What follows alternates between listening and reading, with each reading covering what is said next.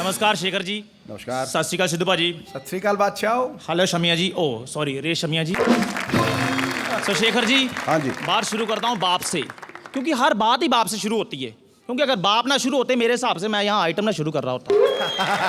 मेरे डैडी बड़े कंजूस हैं जी। मैंने एक दिन पूछ लिया, मैं कहा डैडी आप एक नंबर के कंजूस हो, लेकिन आपने मेरा नाम सबसे महंगा रख दिया चंदन, खर्चा ज्यादा नहीं कर दिया? बोलने लगे चुप करो, घर में कोई चीज तो महंगी होनी चाहिए। हद है पाजी कंजूसी की। इतने ज्यादा कंजूस हैं, जब मैं पैदा हुआ ना लोग ढोलक लेकर मांगने चले आए। 2.5 घंटे तक नाचते रहे, बाद में बोलने लगे प्रभाकर साहब हमें भी खुश कीजिए। बोल लगे अभी कर देते हैं, बजाओ ढोलकी।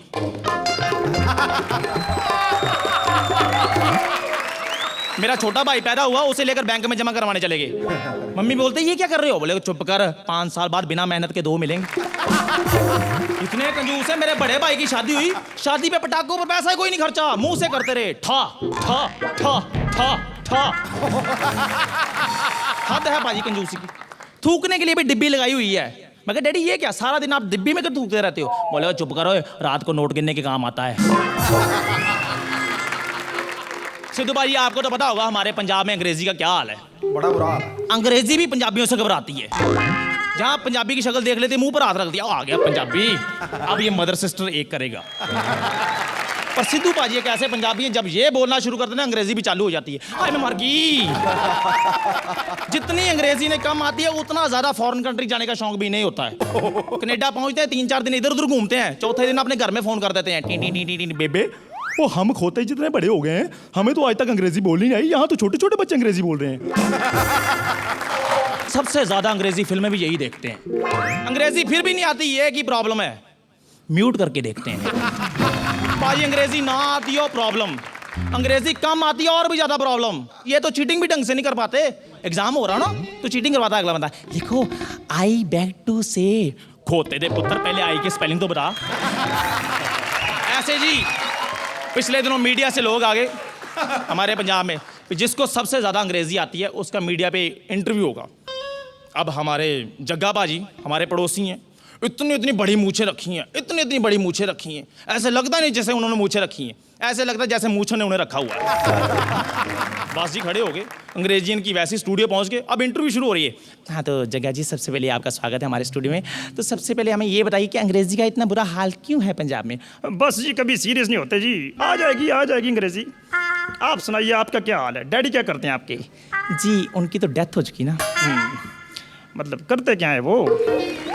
जी मतलब उनकी तो मतलब डेथ हो चुकी ना। नहीं मतलब चलो घरों में बड़ी बड़ी बातें हो जाती हैं, काम क्या करते हैं वो? जी नहीं मतलब उनकी मौत हो चुकी। अच्छा अच्छा, तो पहले क्यों नहीं बताया आप? और सुनाओ आपकी मम्मी क्या करते हैं? जी वो हाउसवाइफ है। सरकारी महकमा है कोई? जग्गा जी सबसे पहले हम आपसे एक सवाल पूछेंगे और आपको उसका आंसर देना होगा। ये नथिंग का मतलब क्या होता है? नथिंग का मतलब था मेरे दिमाग में, आप बताइए क्या होता है नथिंग का मतलब? जी कुछ भी नहीं। ऐसे कैसे होता है? अगर वर्ड बना है कुछ ना कुछ तो होगा ही। नहीं मतलब नथिंग, जग्गा जी नथिंग का मतलब ही कुछ नहीं होता है। वही तो मैं कह रहा हूँ, अगर वर्ड बना है कुछ ना कुछ तो होगा ही। चलिए छोड़िए जग्गा जी। अच्छा सबसे पहले हमें ये बताइए कि आई मेड ए मिस्टेक का पैसिव वॉइस क्या बनेगा? Very simple, I was made by mistake. अब पंजाबी दिमाग है जो वो सोच रहा है इसने मुझे अड़ाया है, मैं इसे अड़ाता हूँ। आपको बहुत अंग्रेजी आती है, मैं कहता हूँ आपको अंग्रेजी आती नहीं है। अगर अंग्रेजी आती है तो इसके स्पेलिंग बताएं। जी किसके? जी इसके स्पेलिंग क्या होंगे? वही तो मैं कहता हूँ, मैं बताता हूँ आपके इसके स्पेलिंग। जी बताइए। के स्पेलिंग होते हैं सभी को इकट्ठा कर दे बन जाता है। सिद्धू भाजी हर जगह बेईमानियां होती हैं। हमारे पंजाब में बेईमानी भी अजीब होती है।